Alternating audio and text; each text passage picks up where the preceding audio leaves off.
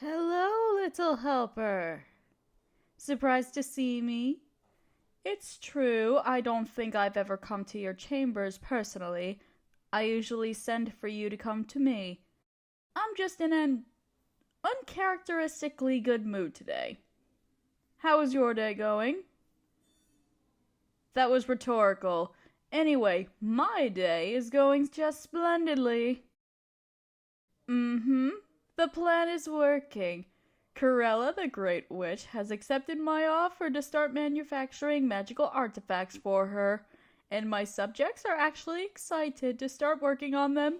I think that after seeing me abuse my magic for so long, they feel like I'm finally sharing some of my power with them. Those foolish little vagrants. So Corella is now an ally instead of a threat, and uprisings are at an all-time low. They haven't stopped completely, mind you, but there are only a few who still don't trust me. They're the smart ones. It's almost a shame I'll have to deal with them, quietly, of course. I can't afford to lose this newfound popularity. Anyway, I wanted to celebrate. I'm having the chefs prepare a feast. With no more uprisings, the kitchen is finally fully stocked again. Would you like to accompany me? That's also rhetorical, of course. Attendance is mandatory, but then why would you not want to come? It's going to be fabulous. So come along, little helper. It should be almost ready. You know, I've had my doubts about you from the beginning, but you really have been so very helpful. The last 3 disasters my abysmal empire has faced have all been solved by you, if only by accident. I wasn't sure about having to do everything in a new way, but it's actually rather gratifying. Having allies and loyal subjects, it's so much easier to get people to do what I want when they actually want to in the first place. Though it does have its challenges. I'm not very accustomed to pretending to like people. It's exhausting. I'll never understand how you manage to do it all the time. Can you smell that? Almost there. I can't wait. It's been so long since I've had a full-on feast.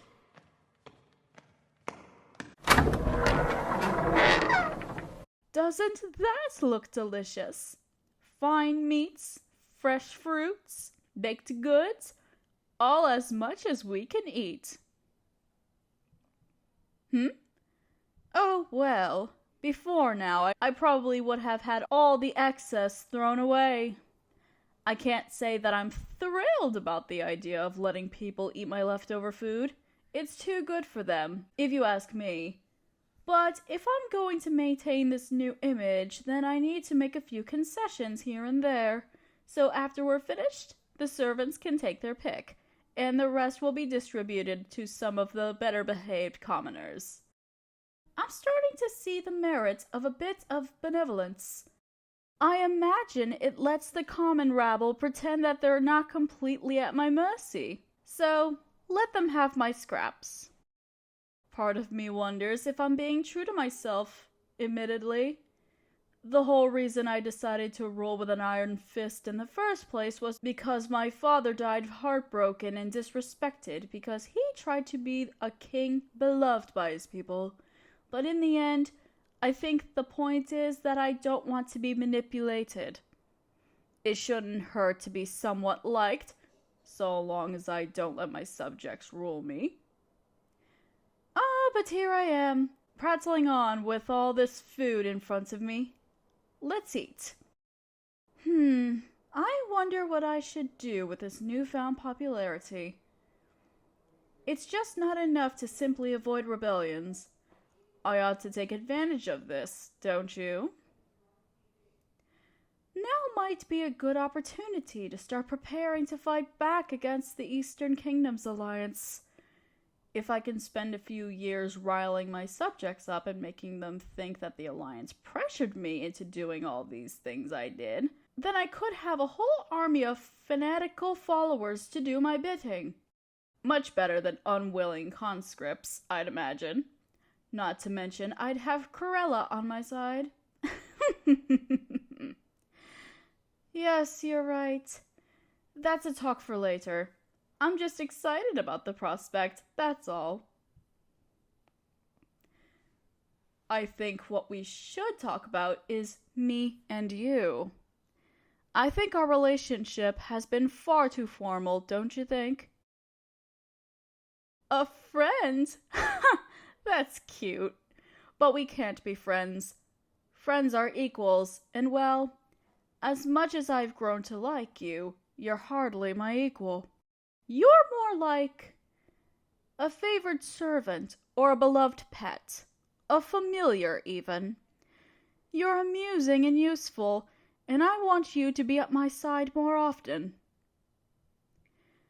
Well, we can worry about labels some other time. At any rate, I'd like you to spend a portion of each day with me, even if I don't specifically need you.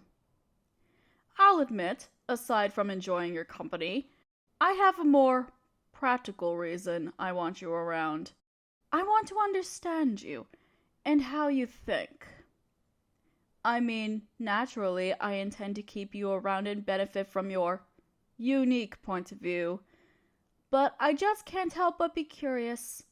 It maddens me that a commoner like yourself can inspire me to make better decisions without even meaning to. I want to understand how you do it. I think that being around you will help me.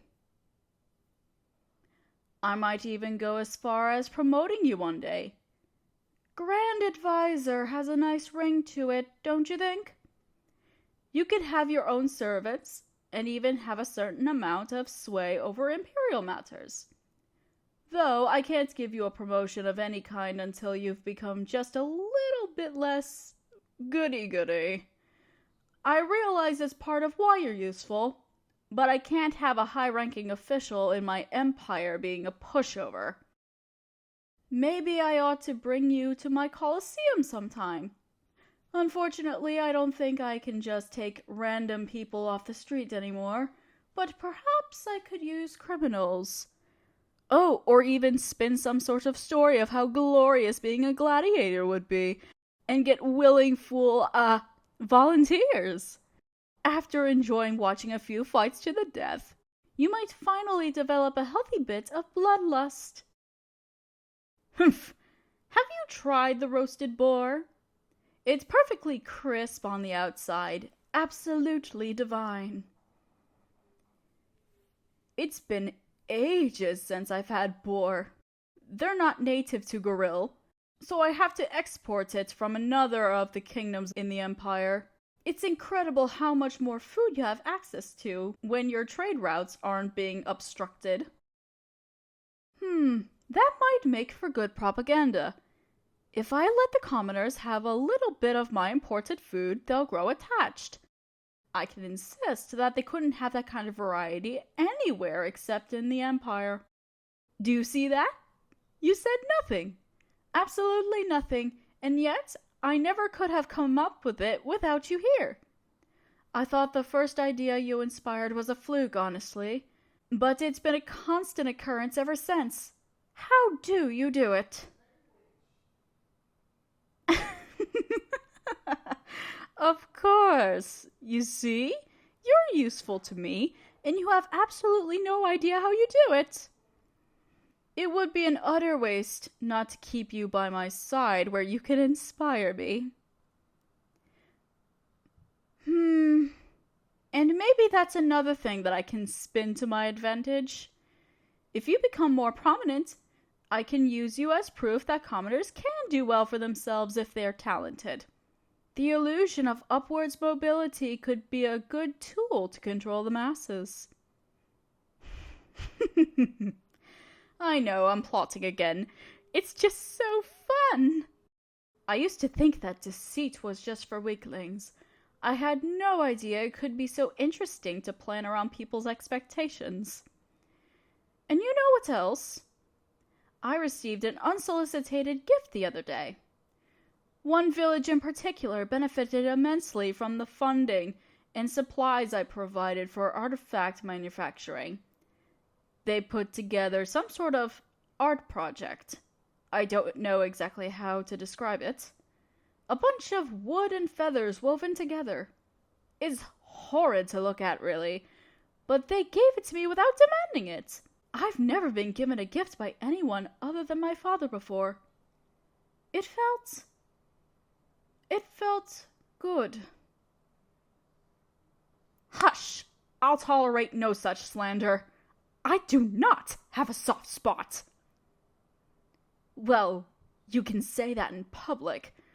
Let them think I have a small bit of tenderness in my heart, but don't you dare say it in private.